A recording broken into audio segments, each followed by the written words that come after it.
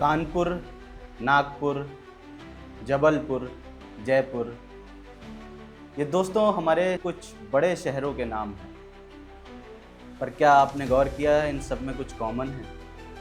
और यहाँ रुकिए ज़रा, एक और लिस्ट सुनिए। इलाहाबाद, गाज़ियाबाद, हैदराबाद, इसमें भी आपको कुछ कॉमन दिख रहा होगा। एक और लिस्ट सुनिए। हज़रतगंज, दरियागंज, इसमें भी आपको कुछ कॉमन दिख रहा होगा दोस्तों।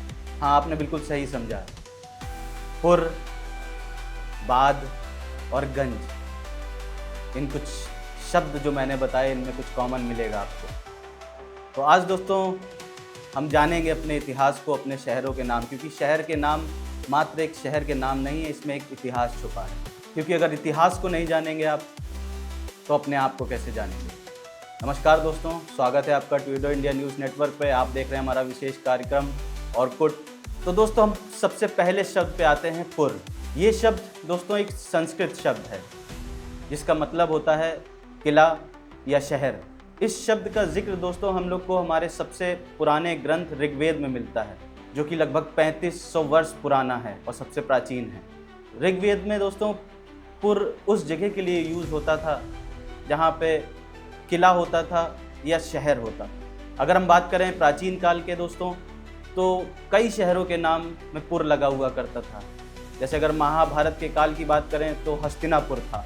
मध्यकाल में जो राजा हुआ करते थे वो अपने नाम के आगे पुर लगा देते थे और शहर बसाते थे वहाँ पे। अगर हम कुछ एग्जाम्पल लें या मिसाल लें तो जयपुर के जो राजा थे वो राजा थे जय सिंह।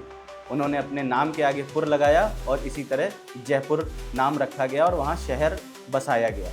कानपुर का नाम सचेंडी के राजा हुआ करते थे हिंदू सिंह, जो कि अपने आप को कृष्ण का वंशज मानते थे। तो ये था पुर का प्राचीन मतलब। अब बात करते हैं अपने दूसरे शब्द की, यानी कि आबाद की। जैसे इलाहाबाद हुआ, गाज़ियाबाद हुआ, हैदराबाद हुआ। ये आबाद शब्द क्या है दोस्तों? ये एक फ़ारसी शब्द है। आब का मतलब होता है दोस्तों पानी, और आबाद का मतलब होता है ऐसी जगह जहाँ पे पानी हो, जिसकी वजह से खेती हो सके और लोग वहाँ पे रह सकें। ऐसी जगह में आबाद लगाया जाता था। जैसे मुरादाबाद रामगंगा नदी के किनारे है, इलाहाबाद गंगा नदी के किनारे है, जो कि अब प्रयागराज हो गया है। मुग़ल काल में दोस्तों जो राजा हुआ करते थे वो अपने नाम के आगे आबाद जोड़ते थे और शहरों का इस तरह से नाम रखते थे। जैसे फ़िरोज़ाबाद जो नाम रखा गया है, वहाँ के राजा हुआ करते थे फ़िरोज़ शाह, तो उन्होंने अपने नाम के आगे फ़िरोज़ आबाद, तो इस तरह से उन्होंने ये नाम रखा। तो दोस्तों इसमें दो फ़ायदे होते थे। एक तो शहरों की नई पहचान बनती थी और जो मुगलिया राज था वो अपनी छाप छोड़ते थे। अब हम जानते हैं अपने तीसरे शब्द का मतलब, यानी गंज। कई शहरों के, कस्बों के नाम के बाद आपने गंज सुना होगा, जैसे लखनऊ का हज़रतगंज, दरियागंज। लेकिन गंज का मतलब क्या है? ये मूलतः इंडो ईरानियन भाषा की मीडियन भाषा से निकला हुआ शब्द है दोस्तों, जहाँ इसे खजाने की जगह पर इस्तेमाल किया जाता था। जहाँ पे वो खजाना रख सकें उस जगह को ये गंज बोला करते थे। लेकिन समय के साथ गंज का मतलब बदला और फिर बाद में संस्कृत के गज शब्द से ये निकला, और इसके बाद ये शब्द उस जगह के लिए यूज़ होने लगा जहाँ पे भीड़ भाड़ होती थी या बाज़ार होता था।